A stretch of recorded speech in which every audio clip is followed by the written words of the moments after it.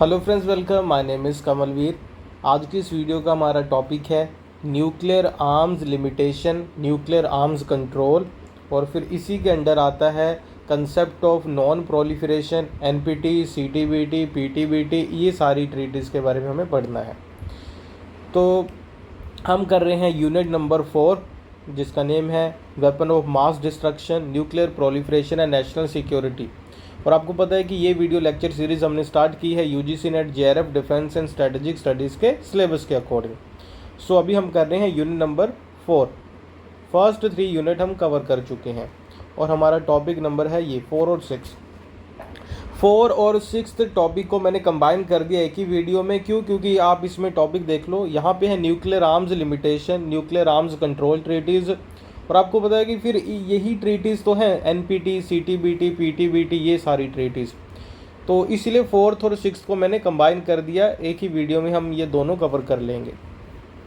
चलो स्टार्ट करते हैं। तो सबसे पहले आप ये देखो कि न्यूक्लियर आर्म्स लिमिटेशन होता क्या है। देखो, पीछे की वीडियोस में, पहले के लेसन्स में हमने ये समझा कि डिसआर्मामेंट क्या होता है ना। डिसआर्मामेंट के बारे में हमने बहुत सारा पढ़ा, बहुत डिटेल में पढ़ा कि डिसआर्मामेंट होता क्या है। इसके अलावा फर्स्ट में पढ़ा था, फिर उसके बाद हमने पढ़ा आर्म्स कंट्रोल क्या होता है। तो उसमें हमने पढ़ा था कि डिसआर्मामेंट का मतलब होता है कि किसी भी तरीके के जो आर्म्स हैं उसको पूरी तरीके से आपको बैन कर देना है, पूरी तरीके से एलिमिनेट कर देना है। यानी कि डिसआर्मामेंट का मतलब होता है कि पूरी तरीके से उस तरीके के वेपन्स को हमें एलिमिनेट करना है, ख़त्म करना है। और वहीं पे हमने पढ़ा था कि आर्म्स कंट्रोल का मतलब होता है कि उस तरीके के वेपन्स अभी भी एग्जिस्ट कर सकते हैं, लेकिन हम उनके, आप कह लो कि क्वांटिटी में, ठीक है, क्वांटिटी में हम उसे कम कर देंगे। या फिर हम कह देंगे कि इस तरीके की जो टेक्नोलॉजी है उसे एक लेवल से ज़्यादा आप अपग्रेड नहीं करोगे, ठीक है।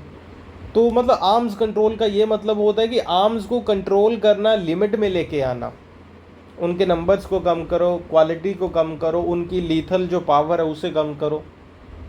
और डिसआर्मामेंट कहता है कि पूरी तरीके से उनको हमें एलिमिनेट ही करना है। तो आपने यहाँ पे पढ़ा है कि ये क्या है, न्यूक्लियर आर्म्स लिमिटेशन, यानी कि इसे हमें, ये आर्म्स कंट्रोल की बात हो रही है। तो आर्म्स कंट्रोल करने के लिए कौन कौन सी ट्रीटीज़ है वो हमें पढ़नी है, समझ गए आप। फिर इसके अलावा एनपीटी, सीटीबीटी, ये भी क्या इसके अंडर आती है, नहीं आती, वो भी हम पढ़ेंगे। तो सबसे पहले कंसेप्ट एक बार देख लो, न्यूक्लियर आर्म्स लिमिटेशन, इसका मीनिंग क्या है। International efforts and agreements. Nuclear arms limitation का मतलब है कि इंटरनेशनल लेवल के ऊपर जो भी क्या हो रहे हैं, एग्रीमेंट्स हो रहे हैं, इनिशिएटिव्स लिए जा रहे हैं, चाहे वो यूनाइटेड नेशंस के द्वारा लिए जाएं, या फिर आप पीछे वीडियो में हमने पढ़ा है कि बायलैटरल हो या मल्टीलैटरल हो या यूनिलैटरल हो, मतलब एक देश अपने लेवल पे करे, दो देश मिलके करें, या वर्ल्ड लेवल पे किया जाए, कि कुछ ऐसे एग्रीमेंट या एफर्ट्स हैं जिनका पर्पस क्या होता है कि कंट्रोल करना या रिड्यूस करना। क्या कंट्रोल करना, रिड्यूस करना, नंबर ऑफ न्यूक्लियर वेपन्स, ठीक है, ये इसका पर्पस होता है। With the goal of preventing nuclear war and promoting global security. और हमने कह दिया कि देखो हमारा देखो हम कुछ एफर्ट कर रहे हैं, अपने आप भी कर रहे हैं, वर्ल्ड लेवल पे भी कर रहे हैं, दो देश मिलकर भी कर रहे हैं। ये एफर्ट हम क्यों कर रहे हैं, किस चीज़ को अचीव करने के लिए, तो हम कहते हैं कि न्यूक्लियर जो वेपन्स हैं उसे हमें क्या करना है, लिमिट करना है, ओके। और अल्टीमेट हमारा पर्पस क्या है कि हम ऐसा क्यों कर रहे हैं, तो हम ऐसा इसलिए कर रहे हैं ताकि वर्ल्ड लेवल के ऊपर, ग्लोबल लेवल के ऊपर सिक्योरिटी, पीस एस्टेब्लिश हो और न्यूक्लियर वॉर का ख़तरा कम हो जाए, ठीक है जी। तो ये आप सारा समझ गए। अभी यहाँ तक कोई भी चीज़ लिखने वाली नहीं है, नोट्स में जो भी लिखने वाला होगा वो फिर मैं आपको बताऊंगा कि ये आपको लिखना है, ये नहीं लिखना। अभी तक सिर्फ सुनो। These efforts have been pursued since cold war. और आपको पता है कि जब से न्यूक्लियर वेपन्स को बनाया गया है तब से ही फिर ये शुरू हो गए थे कि नहीं। इन्वॉल्विंग ट्रीटीज़ एंड नेगोशिएशन, बहुत सारी नेगोशिएशन, बहुत सारी ट्रीटीज़ अभी तक हुई हैं। और याद रखना कि न्यूक्लियर आर्म्स लिमिटेशन का कंसेप्ट वर्ल्ड वॉर 2 के बाद ही सामने आया। वर्ल्ड वॉर 2 के बाद क्या हुआ, एक तो हमें ये पता चल गया 1945 में कि 6 अगस्त 9 अगस्त को हिरोशिमा नागासाकी के ऊपर 2 एटॉमिक बॉम्ब्स गिराए गए, ये तो हमें पता चल गया था। उसके बाद फिर आपको पता है कि यूएसएसआर ने भी न्यूक्लियर वेपन्स को डेवलप किया, कई सारे देशों ने कर लिया। फिर उसके बाद मेजर जो 2 कंट्रीज़ थी, यूनाइटेड स्टेट्स यानी कि यूएसए और सोवियत यूनियन, इनके बीच में कोल्ड वॉर चल रहा था। तो इन दोनों देशों ने बैठ के कई जगह पे ये डिस्कशन किए, कई जगह पे ये नेगोशिएशन किए कि न्यूक्लियर आर्म्स को हम लिमिट करें। तो ये दोनों देश इस चीज़ को समझते थे, ये दोनों ही कोशिश कर रहे थे। 1960s तक जाते जाते क्या हुआ, वही जो मैंने आपको बात बताई, बहुत super powers have developed massive Arsenal. 60s तक इनके पास बहुत सारे वेपन हो गए। दोनों के बीच में एक डर पैदा हो गया वर्ल्ड लेवल पे, फियर ऑफ किस चीज़ का फियर, म्यूचुअल अश्योर्ड डिस्ट्रक्शन। ये हो गया कि यार अगर हमारे बीच में वॉर हो गया तो हम दोनों ख़त्म होंगे, बल्कि पूरी दुनिया ख़त्म हो जाएगी। तो यही चीज़ ने इन्हें मोटिवेट किया कि हम आर्म्स को कंट्रोल करें, लिमिट करें। ठीक है, तो ये तो है कंसेप्ट। अभी आते हैं ट्रीटीज़ के ऊपर। पहले ये कुछ बेसिक ट्रीटीज़ हैं वो मैं आपको बताऊंगा, फिर उसके बाद ये वाली एनपीटी वगैरह, ये सारी ट्रीटीज़ को डिटेल में पढ़ेंगे, और इंडिया का इसके ऊपर क्या स्टैंड है वो भी हम पढ़ेंगे। तो सबसे पहले the strategic arms limitation talks, जिसे कहते हैं सोल्ट, 1972 और 1979 में हुआ। ये क्या है, इसका पर्पस देख लो। तो ये जो सोल्ट एग्रीमेंट है किसके बीच में हुआ, यूएसए और सोवियत यूनियन के बीच में हुआ। ठीक है, ये हो गया।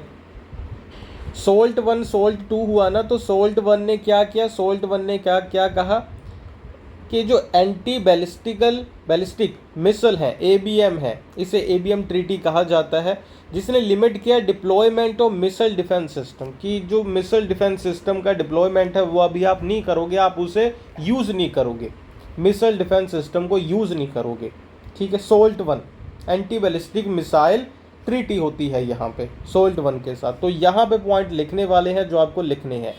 तो फर्स्ट पॉइंट आपको ये लिखना है कि सोल्ट 1 हुआ 1972 में।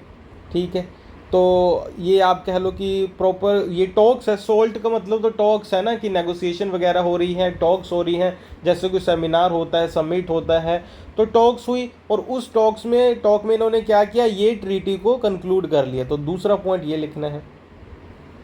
थर्ड पॉइंट आप लिख सकते हो कि इसके द्वारा इस ट्रीटी का क्या पर्पस था।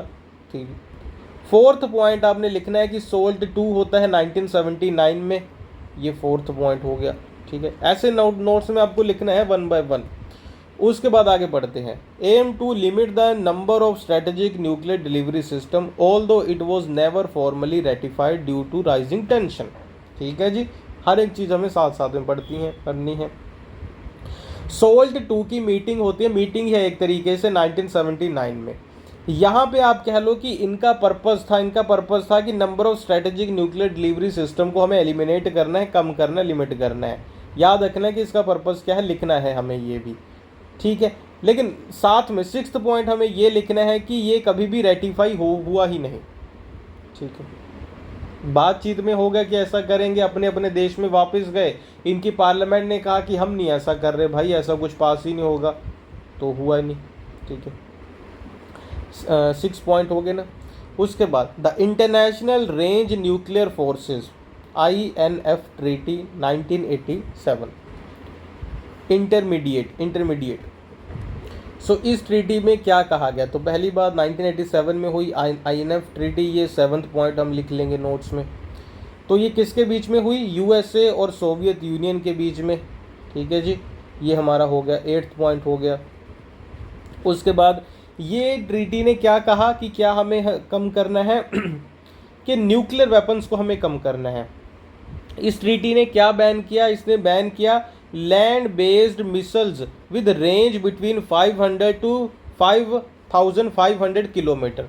तो इन्होंने यहाँ तक का जो आप कह लो रेंज वाली मिसाइल थी लैंड बेस्ड, उन्हें बैन कर दिया। तो ये तो हो गया इसमें बैन। और कहा जाता है कि ये आप कह लो कि थाउजेंड्स ऑफ मिसाइल्स इसमें डिस्ट्रक्ट की गई, यानी कि बहुत बड़ी ये विक्ट्री थी आर्म्स कंट्रोल में देखा जाए। तो पॉइंट नंबर 9 तक आप अभी तक लिख चुके हो अपने नोट्स में, मान के चल रहा हूँ।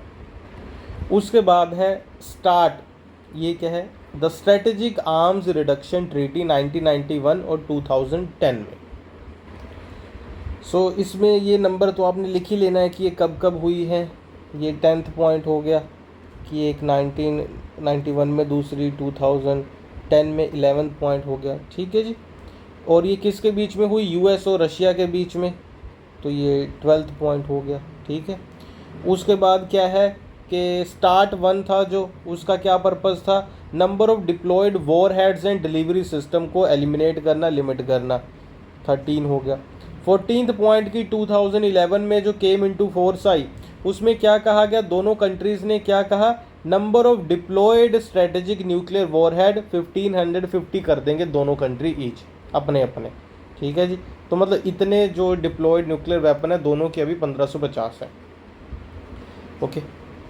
तो ये 14 पॉइंट हो गए। आगे बढ़ते हैं, अभी आते हैं एनपीटी के ऊपर।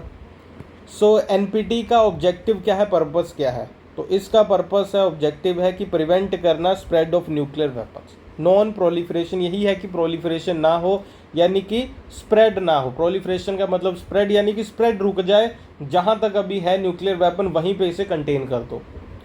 इसके अलावा प्रमोट करना डिसआर्मामेंट, ये तो है ही। एनकरेज करना peaceful use of nuclear energy, ये तो है ही, ठीक है। सो इसमें सबसे पहली बात है नॉन प्रोलिफरेशन। प्रोलिफरेशन का मतलब कि आगे ना बढ़े, कि जो nuclear arm states agree to not to transfer nuclear weapon, यानी कि जिनके पास न्यूक्लियर वेपन है वो आगे अभी ट्रांसफ़र दूसरे देशों को नहीं देंगे, जहाँ तक है वहीं पे कंटेन कर दो, ठीक है। Disarmament, nuclear arm state commit to pursuing disarmament, वो उन्होंने कमिट किया कि हम भी डिसआर्म कर देंगे धीरे धीरे से। साथ में इसमें यह भी कहा गया है peaceful use of nuclear energy, की न्यूक्लियर एनर्जी को हम पीसफुली यूज़ करेंगे, ठीक है। कि सबका, इन्होंने कहा कि सबका राइट है कि वो डेवलप कर सकते हैं न्यूक्लियर एनर्जी, लेकिन पीसफुल पर्पस के लिए। तो पॉइंट यहाँ पे 14 तक लिखे हैं। 15 है कि एनपीटी हुई 1968 में। तो पहली बात तो ये हुई कि इसका पर्पस क्या है। इसके पर्पस में ये 3 चीज़ें आपने लिखनी है, तीनों को हम लिख देते हैं 16 पॉइंट, कि एक तो प्रोलिफरेशन को रोकना है, डिसआर्मामेंट उन्होंने कहा कि हम करेंगे। तीसरा उन्होंने कहा कि कोई भी अगर न्यूक्लियर एनर्जी डेवलप करना चाहता है पीसफुल पर्पस के लिए तो करें। आगे देखो, ये मेन चीज़ें हैं। इसको किसने इनिशिएट किया था, तो ये ट्रीटी इनिशिएट की गई थी यूनाइटेड स्टेट्स, सोवियत यूनियन और यूनाइटेड किंगडम के द्वारा, 3 देशों ने किया है। तो ये पॉइंट इंपॉर्टेंट है, लिखने वाला है, ठीक है जी, ओके। 17 हो गया।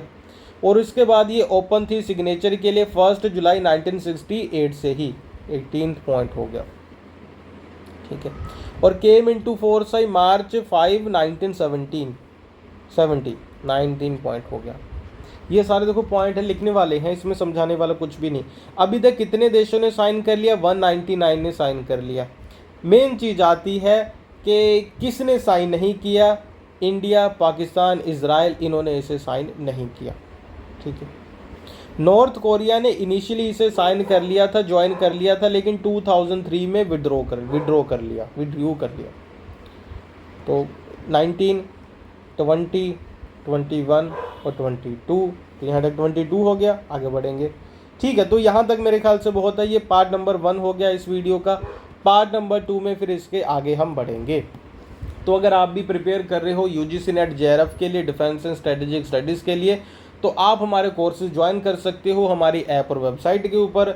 ऐप का नाम है अमन पाठशाला, वेबसाइट का नाम है amanpathshala.com। सो वहाँ पे आपको वीडियो लेक्चर मिल जाएंगे डिफेंस के लिए, पीडीएफ नोट्स मिल जाएंगे, एमसीक्यू वगैरह मिल जाएंगे, सारा कुछ मिल जाएगा डिफेंस एंड स्ट्रेटेजिक स्टडीज़ के प्रिपरेशन के लिए। लिंक वीडियो के डिस्क्रिप्शन और कमेंट बॉक्स में गिवन है। कोई भी डाउट होगा, ये नंबर भी आपको पता है, कमेंट बॉक्स में लिख के भी आप मुझसे पूछ सकते हैं, या फिर डायरेक्टली वेबसाइट या ऐप पे जाकर के भी आप हमारे कोर्सेज़ को ज्वाइन कर सकते हैं। और डाउट होगा तो लिख देना। Thank you for watching, bye bye.